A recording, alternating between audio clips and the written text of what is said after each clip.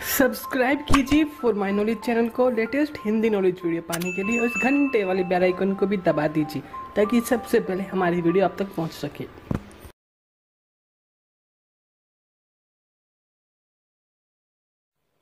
आज हम सत्संग के बारे में नहीं बल्कि दुनिया की सबसे महानतम लड़ाई महाभारत के बारे में बात करेंगे, जिसके बारे में आप जरूर जानते होंगे। आपने कई तरह के हथियारों के बारे में सुना होगा जो पल भर में किसी भी देश को तबाह कर सकते हैं, लेकिन महाभारत में इससे भी खतरनाक हथियारों का प्रयोग किया गया था जिन्हें हम आज तक नहीं बना पाए और हो सकता है उन्हें हम भविष्य में भी नहीं बना पाएंगे। वे ऐसे हथियार थे जो अपने लक्ष्य को नष्ट करने के बाद वापस भी आ जाते थे। महाभारत को बहुत से लोग सच नहीं मानते, लेकिन अभी तक ऐसे कई सबूत हाथ लगे हैं जो बताते हैं कि महाभारत सच में हुआ था। तो चलिए जानते हैं महाभारत में प्रयोग हुए खतरनाक हथियारों के बारे में। सुदर्शन चक्र। कहते हैं कि सुदर्शन चक्र एक ऐसा अस्त्र था जिसे छोड़ने के बाद यह लक्ष्य का पीछा करता और उसका काम तमाम करके वापस छोड़े गए स्थान पर आ जाता था। इस हथियार को ब्रह्मांड का सबसे खतरनाक हथियार माना जाता था, जो भगवान विष्णु के तर्जनी उंगली यानी इंडेक्स फिंगर में रहता है। शास्त्रों के मुताबिक इसका निर्माण भगवान शिव ने किया था। सुदर्शन चक्र को पाने के लिए भगवान विष्णु ने हजारों सालों तक कठोर तपस्या की, जिससे प्रसन्न होकर भगवान विष्णु ने उन्हें वरदान मांगने को कहा। भगवान विष्णु ने एक ऐसा खतरनाक अस्त्र मांगा जिससे ब्रह्मांड में मौजूद हर राक्षस को मारा जा सके। उसके बाद ही उन्हें सुदर्शन चक्र प्राप्त हुआ। निर्माण के बाद भगवान शिव ने इसे श्री कृष्ण को सौंप दिया था।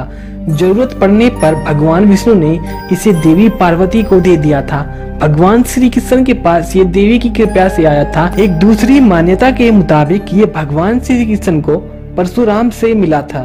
ब्रह्मास्त्र। पुराणों में इसे बहुत ही खतरनाक हथियार माना गया है जिसे भगवान ब्रह्मा ने बनाया था।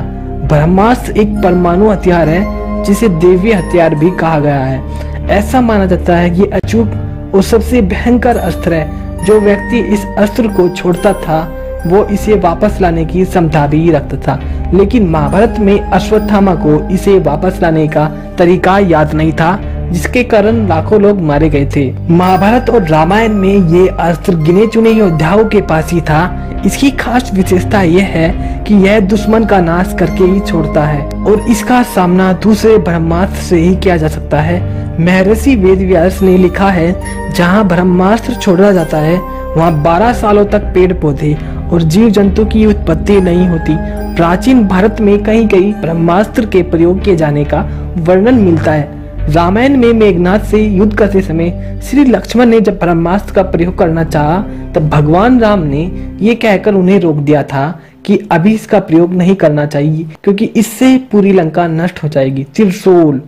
त्रिशूल हिंदू धर्म में आस्था का प्रतीक माना जाता है। यह भगवान शिव का हथियार है। जब वे कहीं जाते हैं इसे अपने साथ ले जाते हैं। इस हथियार का प्रयोग महाभारत और रामायण में दोनों कालों में किया गया था। इसी हथियार से भगवान शिव ने अपने पुत्र श्री गणेश का सर धड़ से अलग कर दिया था।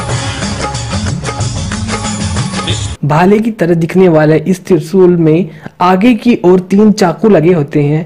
आपने देखा होगा जहाँ कहीं भी भगवान शिव का मंदिर होता है वहाँ त्रिशूल लगा होता है। वज्र।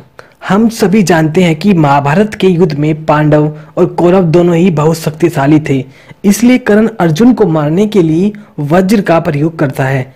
इसलिए कर्ण एक चक्रव्यूह की रचना करता है जिससे वो अर्जुन को मार सके, लेकिन उस चक्रव्यूह में अर्जुन का पुत्र अभिमन्यु फंस जाता है और वीर गति को प्राप्त होता है।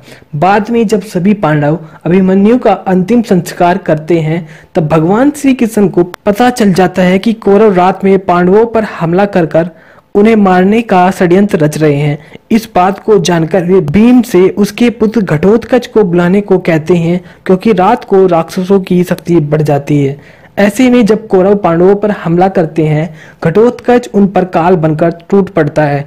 कौरवों की जब हार होने लगती है, तब कर्ण वज्र का प्रयोग करता है और घटोत्कच वीर गति को प्राप्त हो जाता है। पाशुपतास्त्र।